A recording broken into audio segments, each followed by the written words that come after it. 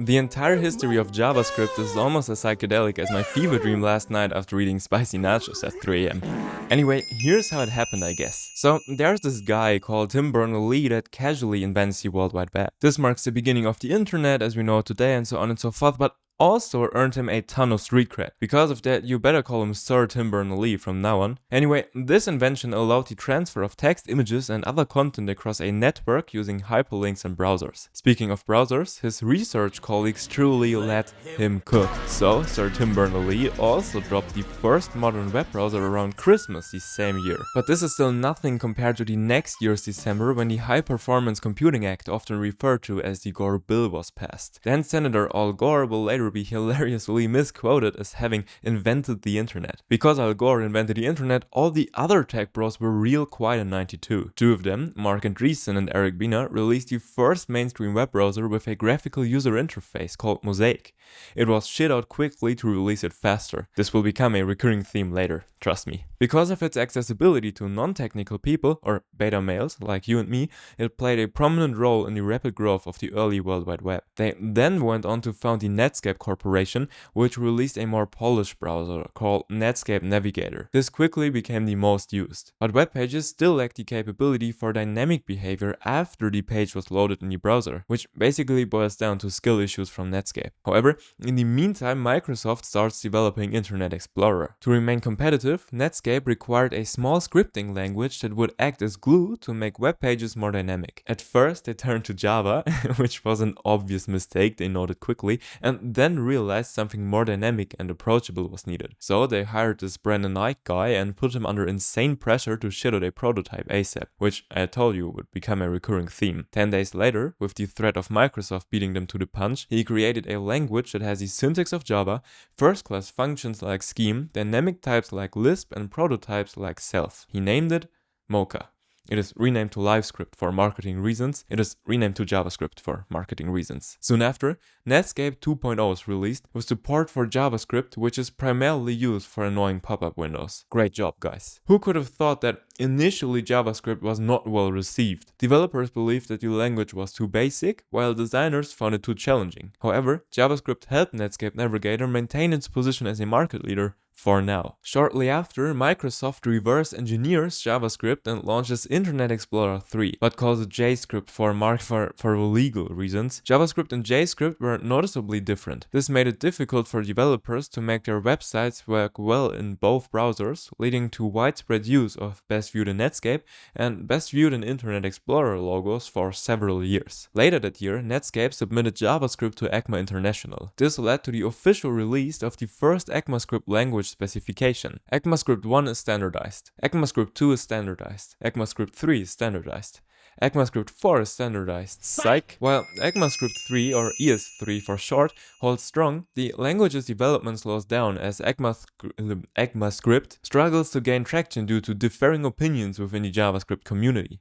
Additionally, the effort to fully standardize the language was undermined by none other than Microsoft? Microsoft. If you chose Microsoft, you're correct. Then Microsoft gained an increasingly dominant position in the browser market. By the early 2000s, Internet Explorer's market share reached 95%, making JavaScript the standard on the web. Though Microsoft initially participated in the standards process and implemented some proposals in its JavaScript language, Microsoft eventually stopped collaborating on ECMA work. Why? It's Microsoft, you dummy. Thus, ECMAScript 4 was omitted forever. And to make things even worse, on March 10, 2000, the unthinkable happened. The dot-com boom crashed. The industry was shattered. The industry was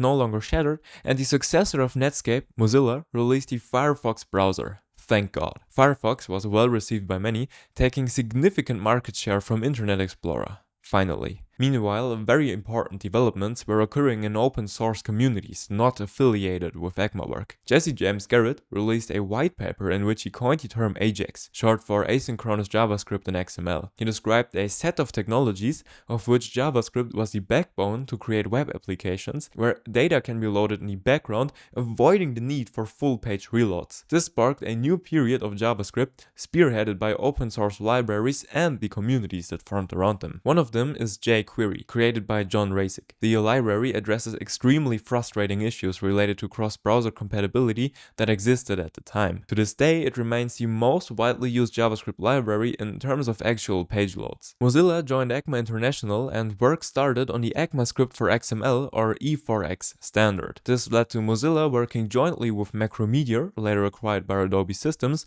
who were implementing E4X in their ActionScript 3 language, which was based on an ECMAScript 4 draft. The goal became standardizing ActionScript 3 as the new ECMAScript 4. To this end, Adobe Systems released the Tamarind implementation as an open source project. However, Tamarind and ActionScript 3 were too different from established client-side scripting, and without cooperation from Microsoft, the ECMAScript 4 never reached fruition. Google debuted its Chrome browser with its open source, high-performance V8 JavaScript engine that was faster than its competition. The key innovation was just-in-time compilation, or JIT for short, so other browser vendors needed to overhaul their engines for JIT as well. By the way, just-in-time compilation is a technique where the browser translates code into machine language only when it's needed, instead of doing it all at once before running. This makes the browser faster because it can run code more efficiently instead of waiting for everything to be prepared in advance. Additionally, all of the disparate parties came together for an ECMAScript conference in Oslo. This conference will lead to the most important agreement in JavaScript's young history. The parties agreed to combine all relevant work and continue the development of the language. Thus, ECMAScript 5 was released exactly 10 years, or one Fortune 500 software development cycle after ES3. ES5 quickly became one of the most supported versions of JavaScript.